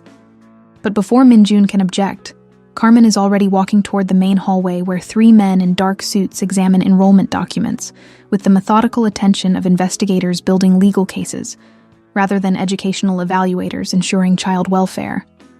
Gentlemen, Carmen says in perfect Korean, her diplomat credentials prominently displayed. I'm Dr. Carmen Whitfield, cultural attaché with the American Consulate. I understand you're reviewing international educational cooperation programs. The lead investigator looks up from his documentation with the surprise of someone whose routine inspection has suddenly become diplomatically complicated. Dr. Whitfield, this is a domestic educational compliance matter, not an international cultural issue. Refugee education is inherently international, as these children represent cultural backgrounds from multiple countries seeking educational integration into Korean society. The Namsan Foundation's work directly relates to cultural preservation and international humanitarian cooperation. Carmen's reframing transforms the investigation from regulatory violation into diplomatic partnership. The education officials realize they're no longer dealing with a simple case of undocumented schooling, but with an international cultural program that has American diplomatic oversight. Are you saying the American consulate has official involvement with this school? The investigator asks carefully. I'm saying that refugee education represents the same principles of cultural bridge building that American and Korean institutions have been developing through various cultural exchange programs. The children here are learning Korean culture, Korean language, and Korean civic responsibility, which serves Korean integration interests as much as educational humanitarian interests. Minjun watches Carmen's diplomatic maneuvering with something approaching awe. She's managed to recontextualize the refugee school as an extension of the cultural agreement, making official harassment of the children politically complicated for investigators who came prepared for routine regulatory enforcement. Dr. Whitfield, the investigator says slowly, will need to review the educational authority's jurisdiction regarding international cultural programs. this may require additional consultation. Of course, I'm happy to provide documentation of American Cultural Attaché Authority regarding international educational cooperation. The American Consulate maintains active interest in any educational programs that serve cultural integration between Korea and international communities. As the investigators retreat to conduct jurisdictional research, Mi-kyung approaches Carmen with gratitude mixed with concern. Thank you for protecting the children, but won't this create complications for your cultural agreement? Probably, Carmen admits. But some complications are worth accepting. Min-jun realizes that Carmen has just escalated her diplomatic profile even further, making herself more visible to Korean authorities at the exact moment when visibility represents maximum professional risk. Her protection of the refugee school demonstrates the same principle over safety approach that's driving her support for their partnership. Carmen, you didn't have to involve yourself in this. Yes, I did. These children represent the same values as the cultural agreement, human potential that transcends political boundaries. If I can't defend those values when they're vulnerable, then I don't deserve to negotiate agreements based on them. As they watch refugee children continue their studies despite the morning's official interruption, Carmen and Min-jun realize that their partnership has evolved beyond cultural cooperation into shared commitment to principles that require personal risk. The refugee school represents Min-jun's private version of the public values Carmen negotiates through diplomacy. But their moment of mutual understanding is interrupted by Carmen's phone buzzing with an urgent message from Ambassador Hayes. Korean intelligence escalation confirmed. Video conference with Washington in 2 hours. Are you prepared for complete transparency? The refugee school visit has consumed the time Carmen needed to prepare for the most important presentation of her diplomatic career. She now faces the choice between thorough preparation for her professional defense or accepting the risk of improvised diplomacy that could end her career or revolutionize cultural exchange entirely. I have to go, she tells Min-jun. The video conference with Washington and Korean intelligence. I'll drive you, he says immediately. We're partners in this transparency, which means we prepare together or fail together.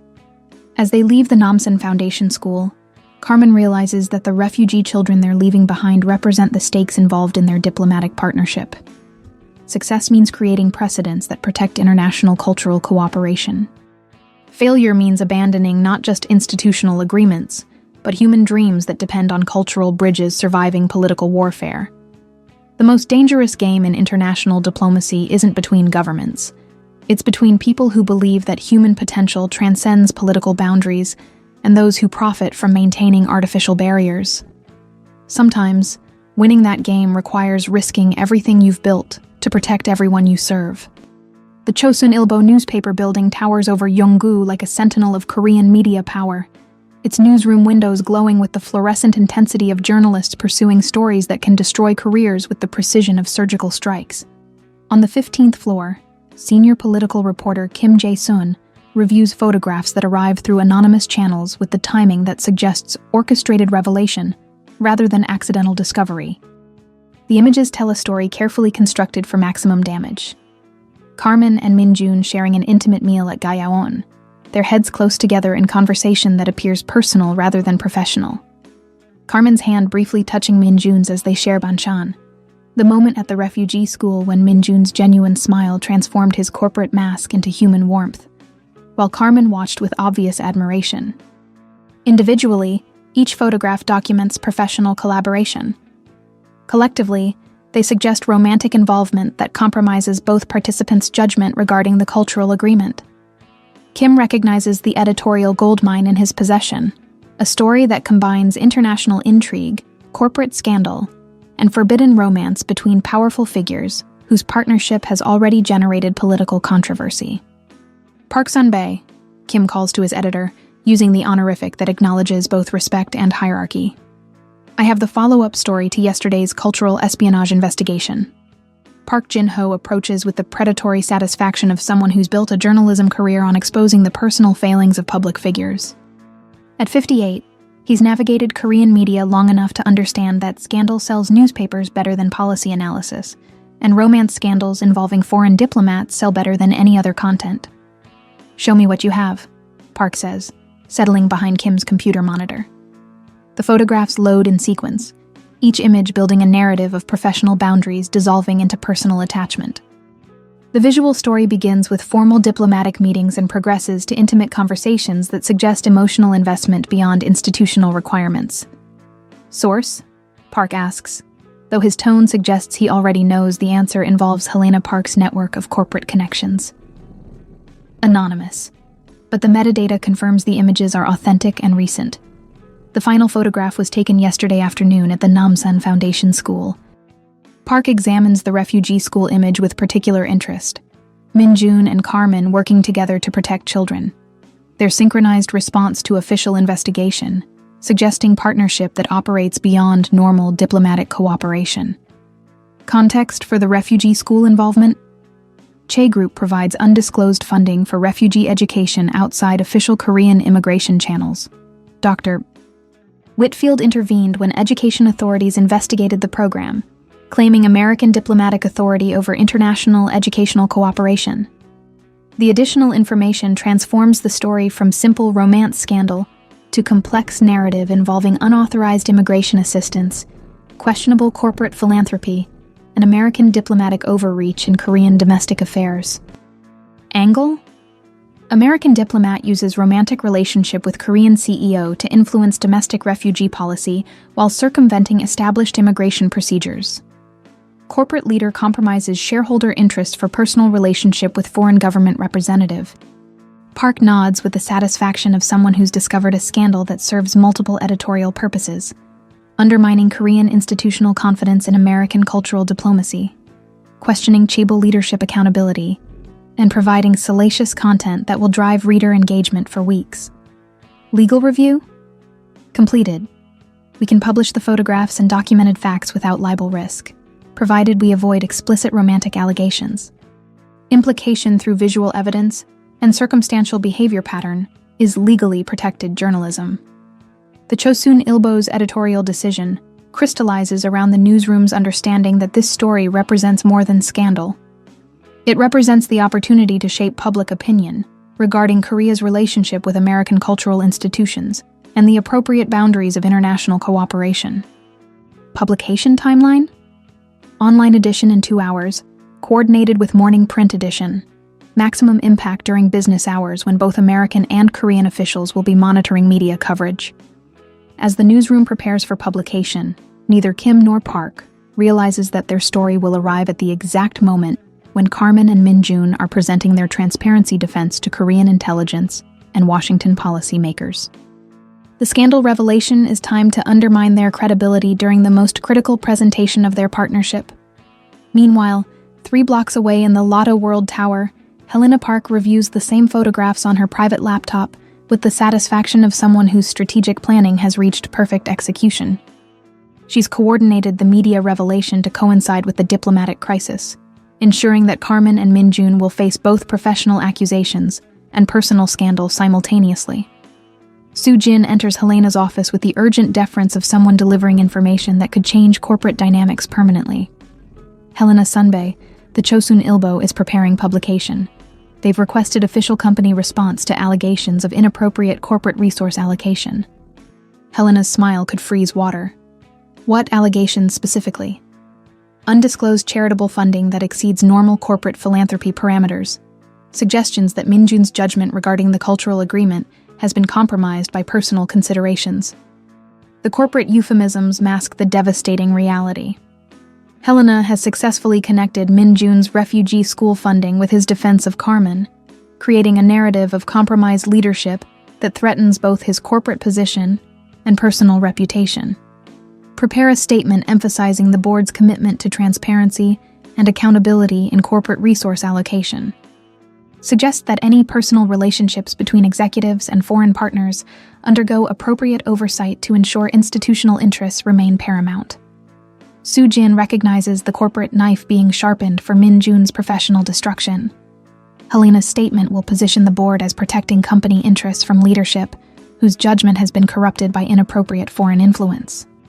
Should I inform Min-jun Sunbaenim about the media inquiry? That won't be necessary. He'll discover the publication through normal media monitoring. Our responsibility is ensuring corporate preparedness for public scrutiny, not managing individual executives' personal complications. The dismissal contains malice disguised as professional protocol. Helena is ensuring that Min Jun will face media scandal without advance warning, maximizing the damage to his reputation and his ability to respond effectively. As Helena finalizes her corporate response strategy, her phone rings with the private number that connects her directly to Director Kim at the Korean Arts Council. The timing is perfect. Media scandal and institutional pressure combining to destroy the partnership that threatens her corporate authority. Director Kim, I assume you've heard about tomorrow's Chosun Ilbo story? I've been informed about photographic evidence suggesting inappropriate personal relationships affecting the cultural agreement negotiations. The timing is convenient, given today's intelligence concerns about Dr. Whitfield's background. Helena recognizes Kim's careful political language. They're both acknowledging their coordination without explicitly admitting to orchestrated destruction of diplomatic and corporate reputations. The board will be reviewing Min Jun's fitness for leadership, given evidence of compromised judgment regarding foreign partnerships. The cultural agreement may require re-evaluation if American diplomatic credibility remains questionable. The Arts Council will certainly consider whether partnership with American institutions serves Korean cultural interests, especially if those partnerships involve inappropriate personal considerations that compromise professional objectivity. The conversation establishes coordinated institutional response designed to destroy both the cultural agreement and the personal partnership that supports it. Helena's strategy has evolved from corporate coup attempt to systematic destruction of everyone who challenges her authority. But as Helena concludes her strategic coordination, she doesn't realize that Soo-jin has been documenting her conversations with the meticulous attention of someone who understands that loyalty sometimes requires protecting people from their own moral blindness. The evidence Soo-jin has been gathering will soon become crucial to determining whether Helena's warfare can be survived or whether it will destroy everyone in its path. Across Seoul, Carmen and Min Jun prepare for their transparency presentation to Korean intelligence and Washington policymakers, unaware that their personal relationship has become public scandal designed to undermine their professional credibility. In 2 hours, they'll discover whether transparency can protect them from attacks that target both their partnership and their individual reputations. The most dangerous game in international diplomacy has evolved from institutional conflict to personal warfare, where professional competence becomes evidence of corruption and human connection becomes proof of betrayal. Success requires surviving attacks that use personal relationships as weapons while maintaining the trust that makes partnerships worth protecting.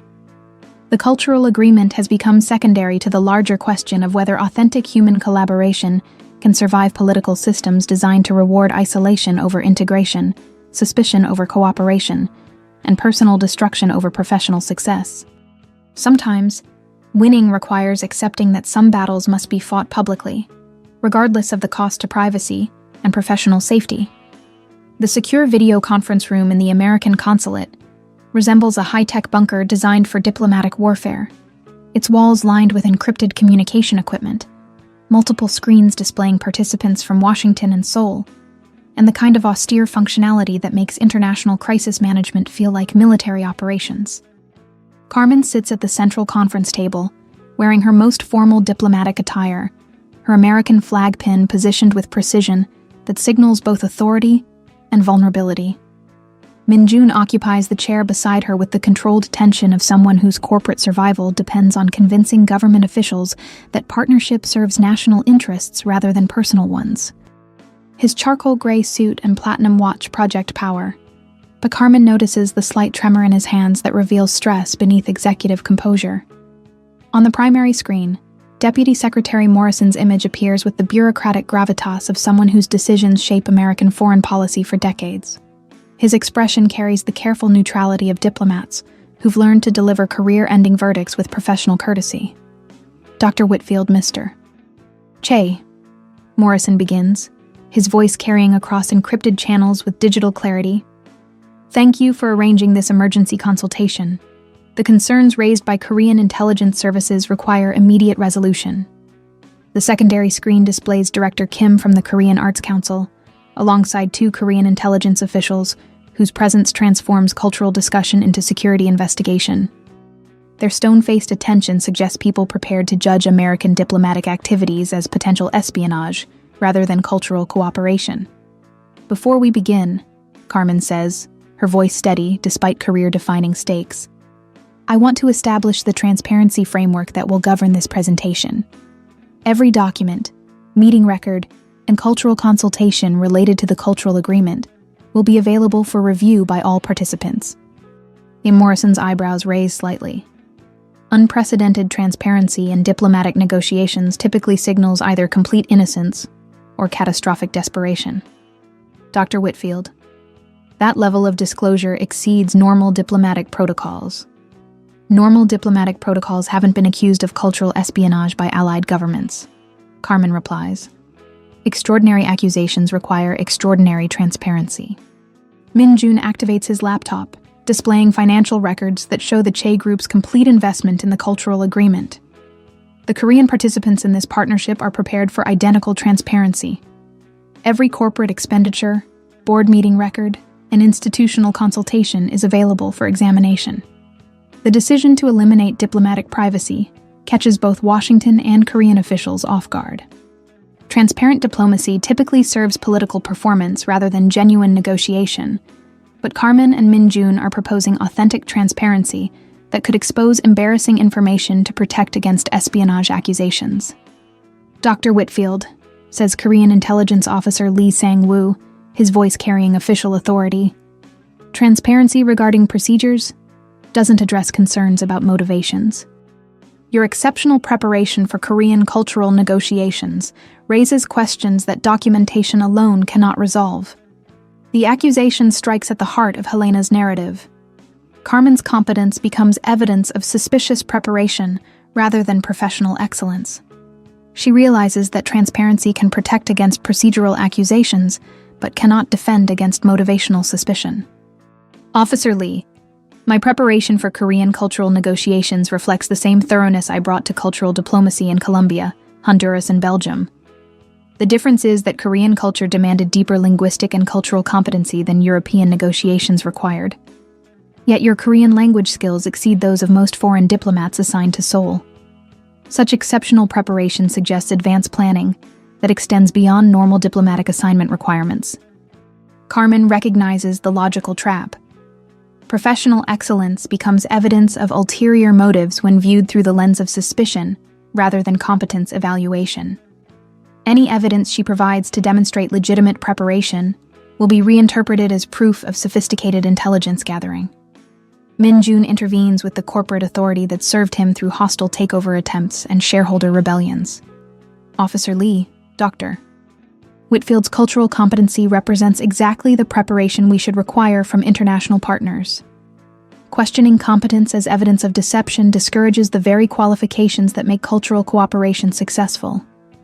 Mr. Che, your defense of Dr. Whitfield may itself be compromised by considerations beyond institutional judgment, Director Kim interjects, producing a tablet displaying photographs from the morning's Chosun Ilbo publication.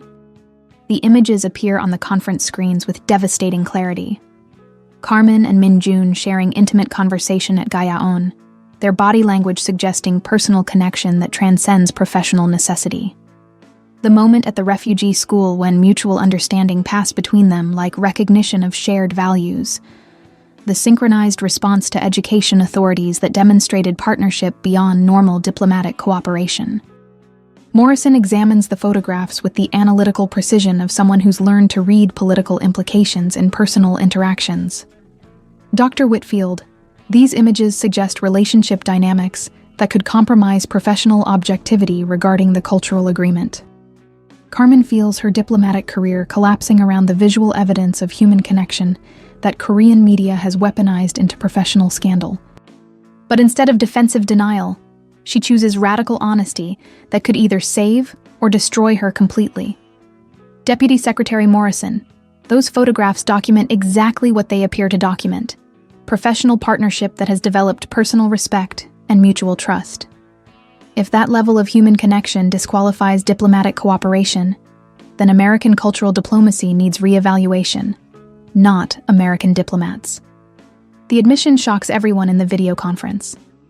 Carmen has acknowledged personal feelings while maintaining that such feelings serve rather than compromise professional judgment. It's either brilliant strategic honesty or career-ending transparency. Min-jun follows her lead with corporate courage that risks everything he's built. The photographs show two people who have learned to trust each other enough to defend shared principles against political attacks. That trust has made our partnership more effective, not less reliable. Korean intelligence officer Lee leans forward with prosecutorial intensity. Mr. Che, are you acknowledging that personal considerations influence your professional support for the cultural agreement? I'm acknowledging that understanding someone's character makes professional collaboration more effective. Dr. Whitfield's integrity and competence earned my trust, which made defending the cultural agreement against political attacks a matter of institutional principle rather than personal convenience. The answer reframes personal connection as professional asset, rather than compromising liability. Min-jun is suggesting that trust enhances, rather than undermines diplomatic effectiveness, challenging the assumption that emotional distance serves institutional interests. Morrison processes the implications of their radical transparency strategy. Dr. Whitfield, Mr. Che, are you arguing that personal trust between negotiating partners serves diplomatic, rather than compromises diplomatic objectives?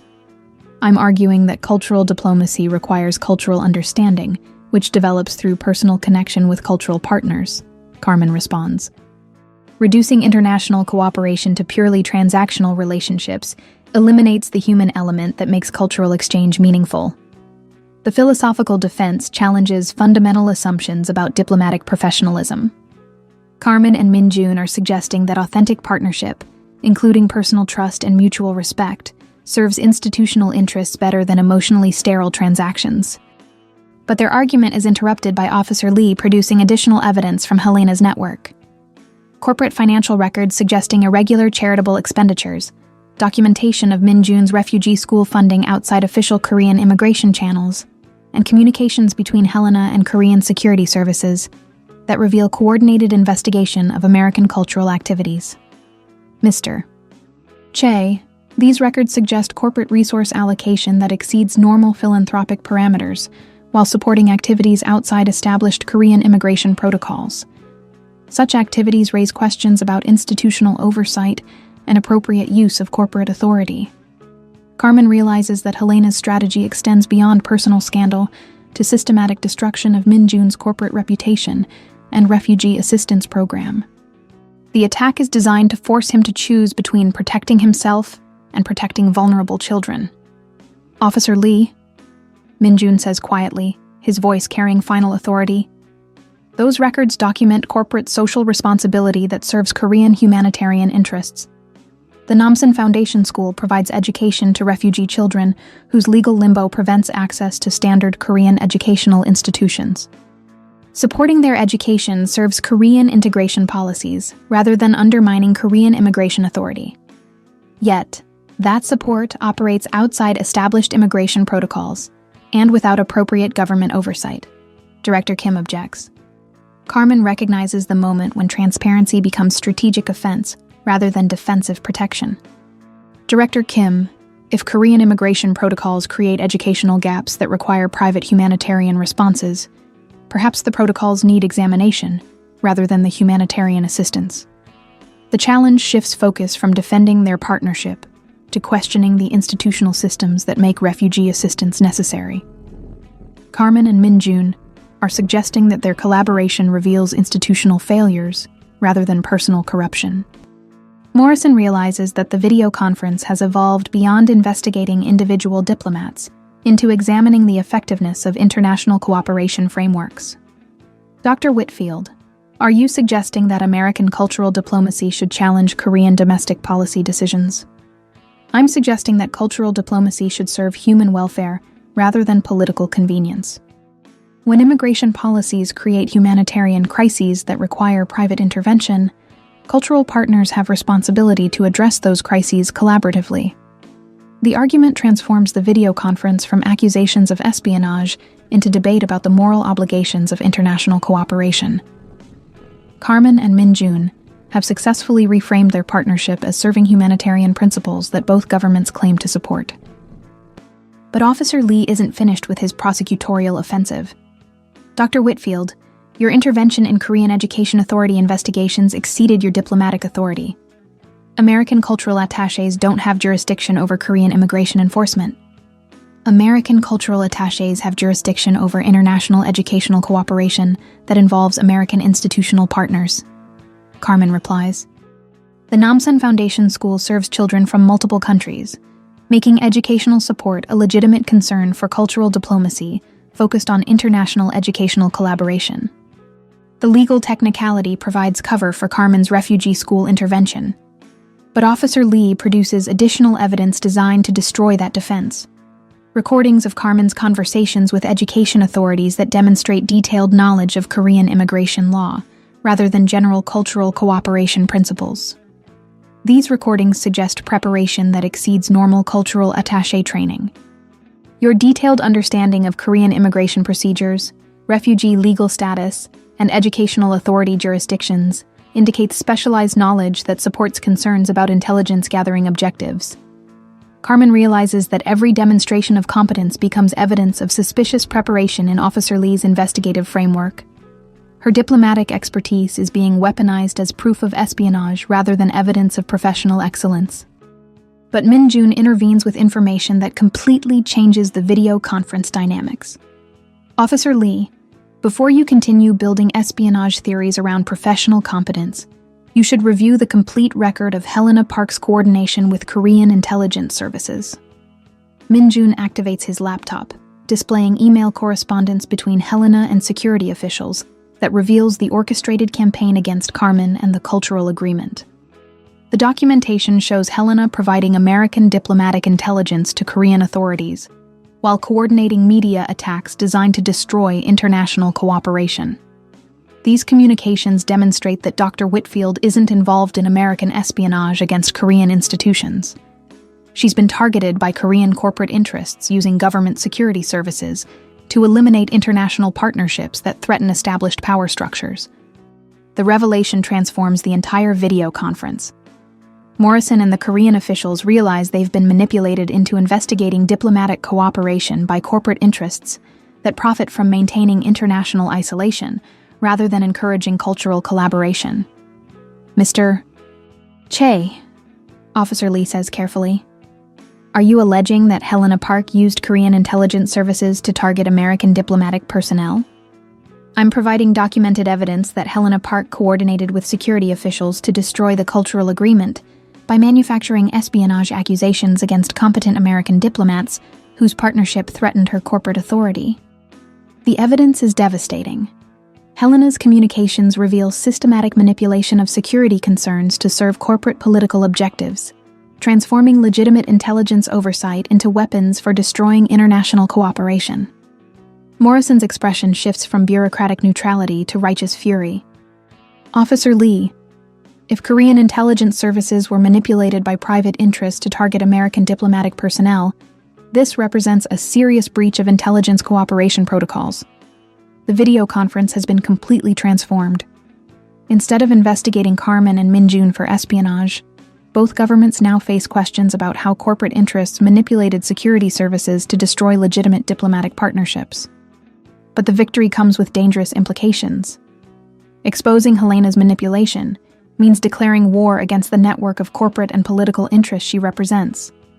The cultural agreement might survive, but Carmen and Min Jun have made enemies who prefer destroying careers to accepting defeat. As the video conference concludes with both governments promising investigation of Helena's network rather than Carmen's competence, Morrison delivers the ultimate diplomatic validation. Dr. Whitfield, your transparency during this crisis represents the highest standards of American cultural diplomacy. The partnership with Mr. Che will serve as a model for future international cultural cooperation. The words save Carmen's career while establishing precedent that protects future diplomatic partnerships from politically motivated attacks.